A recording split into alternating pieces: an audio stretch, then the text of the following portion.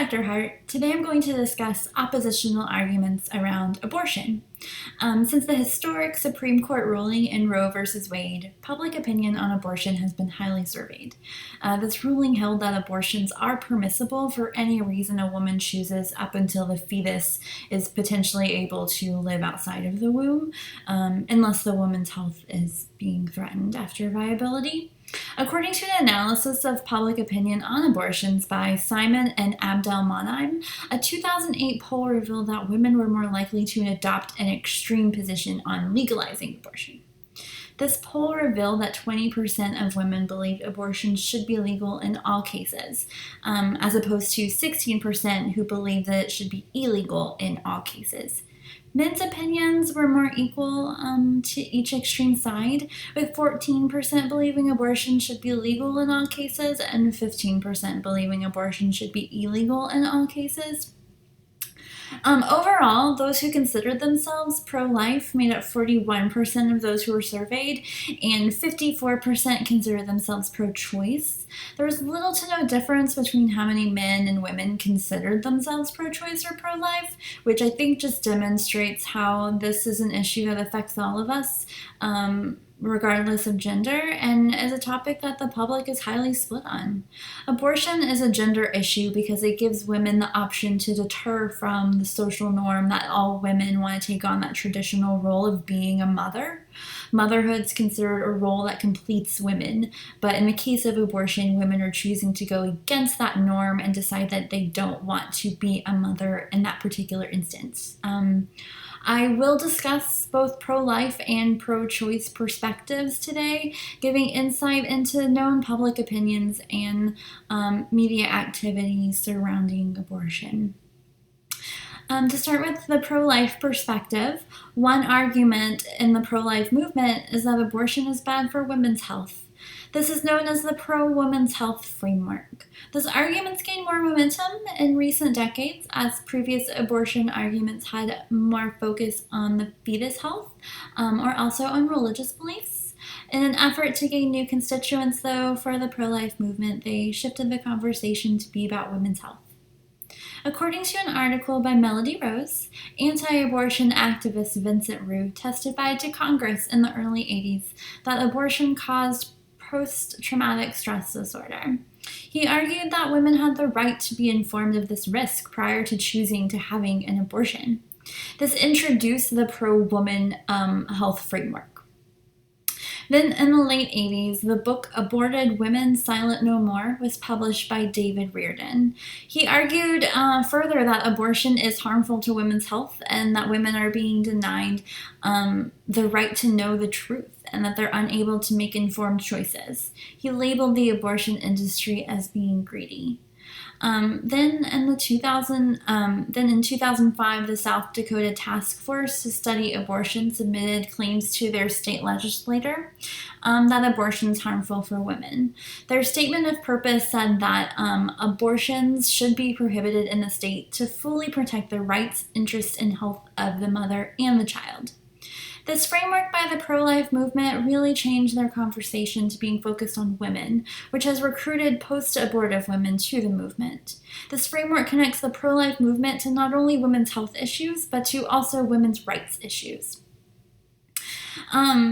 Now, going on to the pro-choice movement's arguments, the pro-choice movement also bases their framework on women's health and utilizes the experiences of women to formulate their arguments.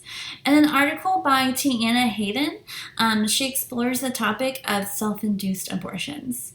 Pro-choice advocates see self-induced abortions as a result of a lack of access to medically safe abortions. In the state of Texas, only 7% of counties have abortion clinics.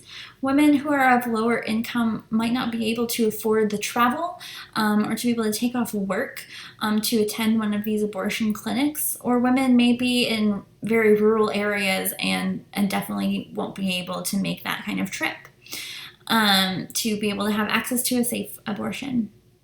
Texas and several other states also require a waiting period and a counseling session prior to being allowed to have an abortion, which also makes the process more difficult for women.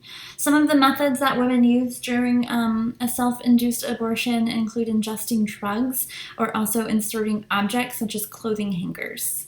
According to an article published in the Journal of Pediatric Healthcare by Jane Parker Smith, the ingestion of drugs can result in side effects such as shock and death, while inserting objects to perform abortions can result in pelvic inflammatory disease, hemorrhages, and also death. While each side of the abortion argument takes a stance on promoting women's health, their reasonings are very different. On the pro-life side, another main argument is that abortion is murder, so it should be considered illegal. And on the pro-choice side, another argument is that women should be able to make their own decisions for their bodies, and the government should not be allowed to decide what's best for them. Now to discuss just how the media portrays abortion and gender norms as well. But in an article by Nathaniel Swigger, it is made evident that portrayals of gender norms in television can affect public opinions on political issues. After viewing an episode of How I Met Your Mother, which featured a character using lies to seduce women, the study participants changed their attitudes to oppose legal abortion. The author notes that this effect seems to be consistent with priming effects seen in studies on the influence of news media.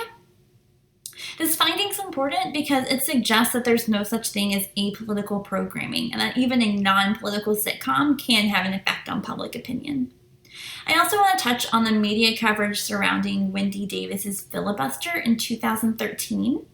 Researchers Harp, Loke, and Bachman reviewed published news stories from that week of the filibuster to analyze how these articles framed the filibuster. They discovered that details of Davis's personal life were mentioned in 38.9% of the articles that they studied, and that these articles also made several mentions of her clothing and her traits. The articles focused on her marital status and the fact that she was a mother, which these researchers believe trivialized not only her credentials, but also her efforts in this filibuster. The repetition of these personal details about Davis's life distracted from the main issue at hand, which was this abortion restricting bill, and undermined Davis's authority in the political realm as well. This article posed the question, why are female politicians' personal lives subjected to scrutiny, while male politicians' personal lives are largely kept out of the press? Of course, we all remember Wendy Davis's footwear choice for the filibuster, her pink running shoes. The press consistently mentioned the shoes in their reports, which these authors note that the color pink is largely popular and associated with young girls. In coverage of the Wendy Davis filibuster, the media ignored the details of this abortion-restricting bill to focus on the personal life and footwear of a female politician attempting to block this bill. The media highlighting Wendy's femaleness and deviating attention from the issue at hand just reinforces gendered narratives through their coverage of this event. Today we've explored two oppositional perspectives surrounding abortion. Both pro-choice and pro-life activists argue how abortion affects women's health. We've also discovered how the media's portrayal of gender norms can alter public opinion on abortion, and how the news media can prime stories to reinforce gender schemas and create their own narratives